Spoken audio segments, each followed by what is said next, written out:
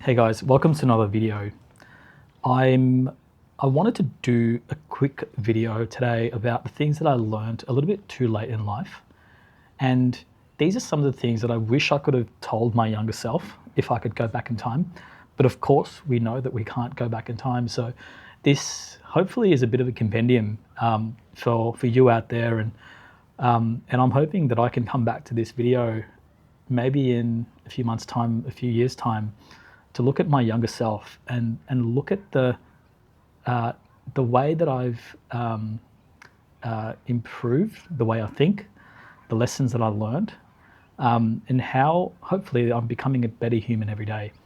So if you feel like you're stuck somewhere at the moment, whether that's in your professional life, your personal relationships, even self-development, then stick around because I think you'll really love what I've got to go over today.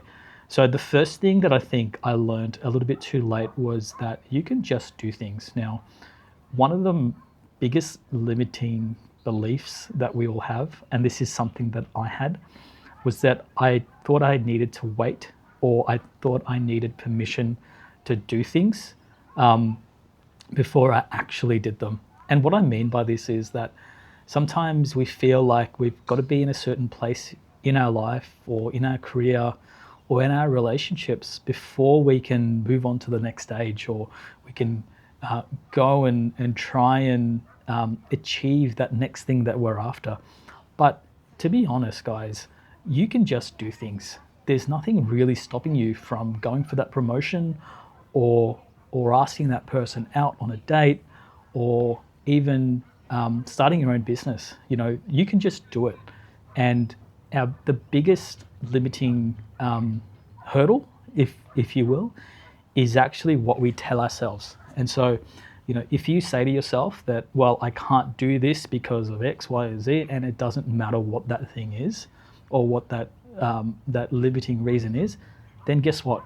You're not actually going to do that thing.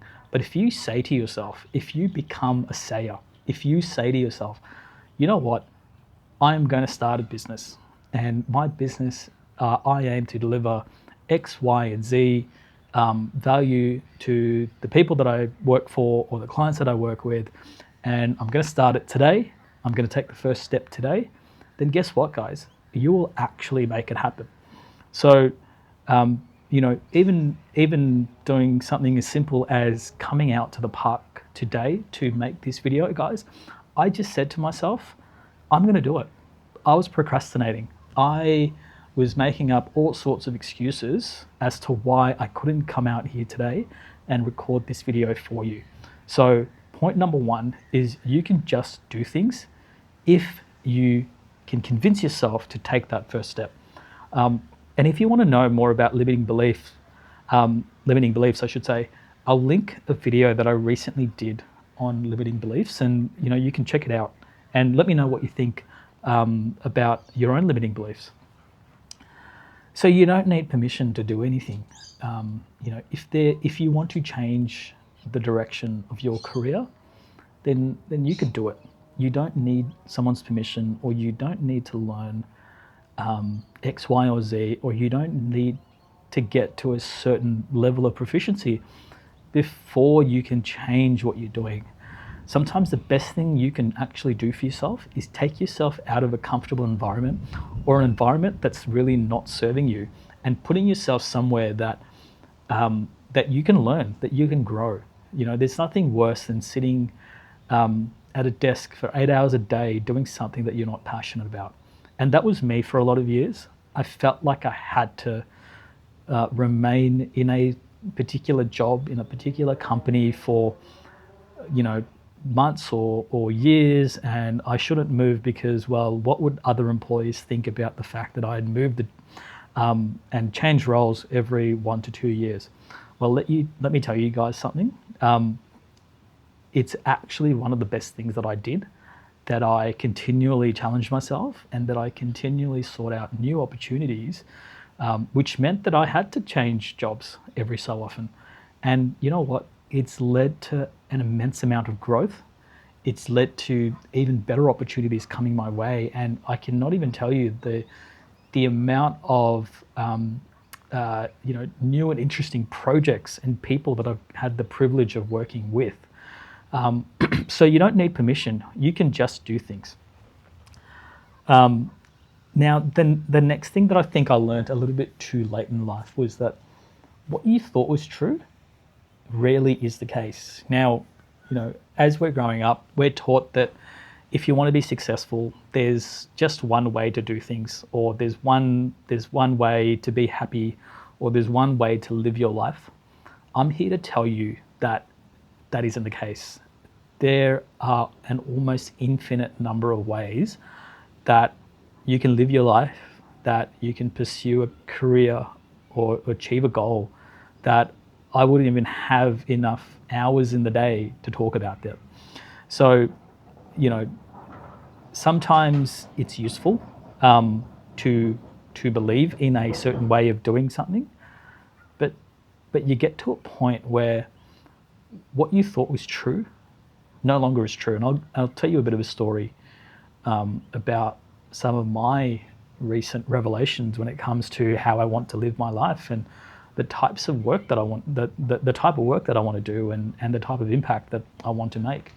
Now, I've always thought, and it's always been instilled in me that you need to be conservative and you need to take a certain defined path in life, whether that's going to finishing school and going to university, or whether that's going into a safe and stable job working for a large organization, a business with that has a large brand presence. And that was me for a long period of time. But the one thing that I learned through that journey and working for large organizations is that you're just oftentimes a number, and the organization, while there are people there that are really invested in your future and your success, the person that is most invested in your future and your success is you. And so I've moved from the mindset of outsourcing my development and all of my learning and growth from others to myself, and you learn to become self-directed.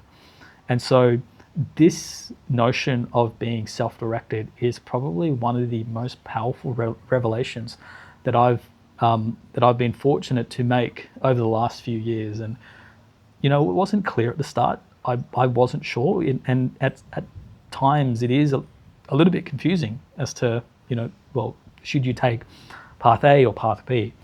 But coming out the other end, where I've worked for a number of large organizations and a number of small organizations, and I can tell you the self-directed path is always the best path, even if that is working for a large established brand.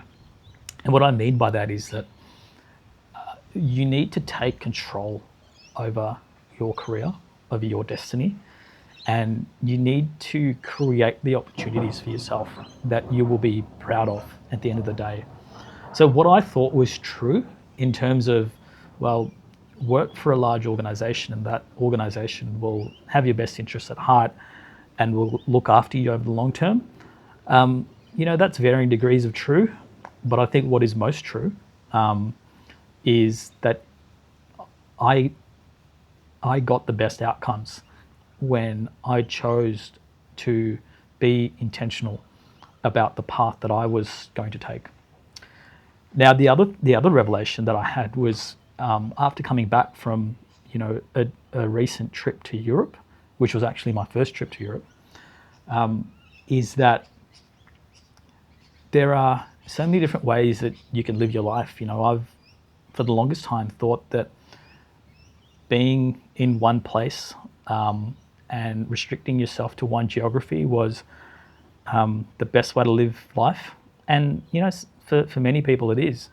But going overseas to Europe and seeing just how much people move around, and essentially the melting pot of cultures that a lot of the large cities in Europe have, you just realize that life is so vast, and there are so many different ways that people can actually live life. You know, you've got people that come from all parts of the globe to some of the largest cities in Europe to have a better life.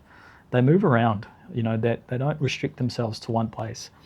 And you know, I thought that maybe basing yourself in one location was the best way to live your life, because you could put down roots, or you know, you have some stability. But in fact, that's not the only way to get the most out of life or get the best experience. Being able to be mobile is something that I am learning is a strength, and there are a lot of people that take advantage of this, whether that they travel for work, or they have a business that they can work on from anywhere in the world, as long as they've got an internet connection. That's something that's really powerful, and it's something that I'm trying to pivot myself to in terms of designing my future life, or designing my life. You know, this concept of lifestyle by design. It's something that Tim Ferriss talks a lot about in his book, The 4-Hour Workweek. And if you haven't read this book, guys, I strongly recommend you pick up a copy, and I'll leave a link in the description down below. But the 4-Hour Workweek is really a collation of stories of people who've been able to extract themselves from a really rigid way of living and design the life that they want by doing what they want. And you know, the title is a little bit clickbaity in terms of only having to work 4 hours a week, but the message behind the title is that, you know, we've all got the opportunity to create the life that we want. And you know, the life that we thought was the best for us growing up, or you know, even the way we might think about our lives right now, it may not necessarily be the best way for us to live our lives. And I strongly believe in creating a life by design. You know, doing what you want to do, working on the problems that you're most passionate about solving, and delivering immense value to the world. That's how you achieve fulfillment, and that's how you achieve a lot of contentment. So that's something that I think is immensely true, and I learned a little bit later in my life that, you know, what you thought was true is no longer true. And then the final thing that I think is something that I learned a little bit too late is that abundance starts from within. And what I mean by that is that, you know, we all want to be successful, and we all want to make a lot of money, and we want to grow our wealth. But before we get there, we actually have to believe that we are rich. Rich, whether that means in monetary terms, or rich in experiences, or even rich in love. So abundance really starts with the belief. And there's this really good framework called the 𝐕𝐢𝐝 framework. And what the 𝐕𝐢𝐝 framework is belief. It stands for belief, potential, actions, results. And the 𝐕𝐢𝐝 framework is really useful when you have a vision for your life and what you want to achieve, because what it says is that before you actually achieve the results. So guys, there was this little dog that went past, but essentially what this means is that before you actually achieve the results, you need to start with the belief that you can actually achieve what you want. And belief comes from within. That abundance, that ability to know that you can actually achieve your goal, you need to believe that first. You need to convince yourself. You know, you need to say to yourself that, hey, look, I can actually achieve this thing. And that leads to your potential, right? So the more you believe, the higher your potential. And then all that's left is to take action, right? So you start with belief, that increases your potential, and then you act. And then once you act, you know, the journey of 1,000 miles, they say, starts with the first step. So you take that first step, you take that first action, and you know what? you're bound to achieve results, and whether that's the results that you thought you would achieve or results that you didn't expect, you need to believe, you need to act before you can actually see something, right? So that's a really useful framework, and it really ties into that sort of notion that abundance starts from within. So look, guys, those are a few things that I think, a few points of the things that I think I learned a little bit too late in life, and I really hope that they're helpful for you, and they get you thinking. Tell me about what are the things that you learned a little bit too late in your life, or are still learning. Because we're all on this journey of self-improvement. So let me know in the comments below. Tell me, what are you working on? What do you want to change about your life and your situation? Until next time, I'll see you in the next video.